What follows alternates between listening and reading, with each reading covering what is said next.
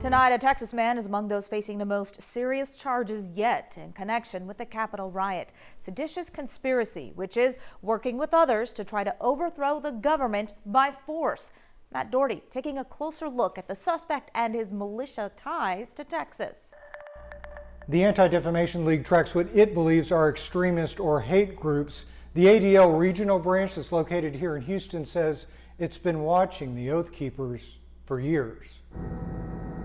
This afternoon, federal agents swarmed a North Texas neighborhood. They're to arrest the leader of an alleged extremist group that they say planned to overthrow the United States government. We're all in this together. Prosecutors say Stewart Rhodes is the founder of the group, the Oath Keepers, and one of the masterminds behind some of the events on January the 6th. According to our records, there have been dozens of people, if not more, in Houston as well as throughout Texas that have signed up for the group at one time or another. ADL Southwest's regional director Mark Tobin says what differentiates the Oath Keepers from the other groups the ADL monitors is who it targets for recruitment. They explicitly target current and former military and law enforcement personnel. They believe that if the government were to issue an unconstitutional order, that it would be up to the military and law enforcement to enforce it, and they would want to ensure that that did not happen.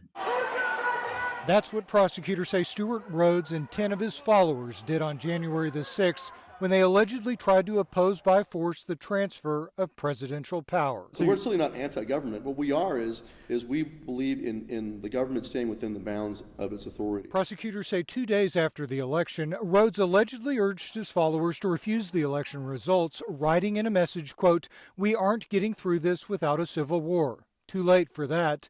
Prepare your mind, body, and spirit." While traveling to Washington on January 3rd, prosecutors claim Rhodes spent $6,000 on an AR-15 platform rifle and firearm accessories. And it's part of the militia movement. They believe that the federal government has been co-opted by a shadowy conspiracy that's trying to strip Americans of their rights. If convicted of seditious activity, Rhodes and the others could each face a maximum of 20 years in prison. In Houston, I'm Matt Doherty, KHOU 11 News. Matt, thank you. You can find out more about January 6th and the people from the Houston area charged in connection with the riot at KHOU.com.